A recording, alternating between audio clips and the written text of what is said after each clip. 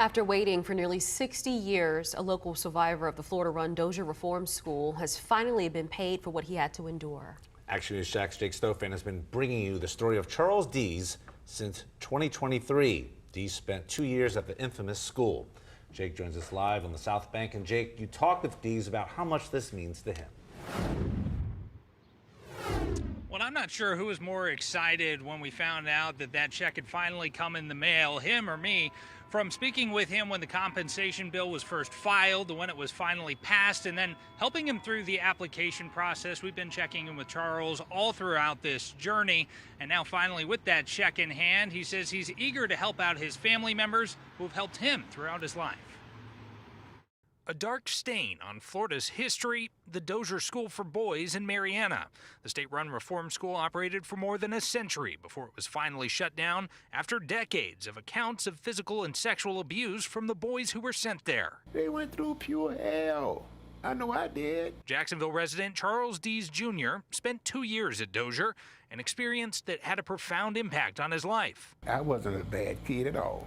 They turned me bad in my thinking and my doing, and you know, like I just can't throw that away. I can't get rid of it.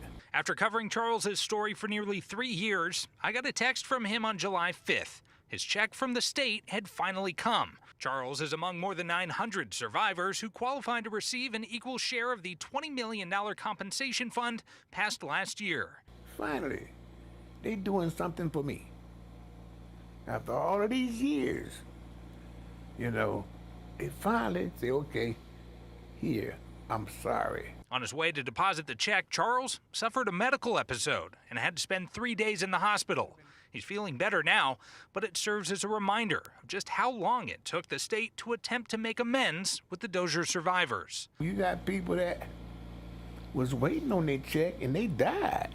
Each qualified victim received more than $21,000, and while it's impossible to put a price tag on the trauma inflicted on the boys sent to Dozier, Charles says the money will help him help his family. And for himself, well, there's one thing that's been on his mind since we first connected in early 2023.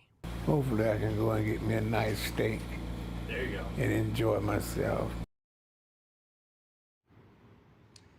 Now, this particular compensation fund was only available to people who attended Dozier between the years 1940 and 1975, but Dees tells me that he hopes lawmakers consider passing another compensation bill so those who attended the school after 1975 can be compensated as well. For local coverage, you can count on Live Downtown. I'm Jake Stofan, Action News Jax.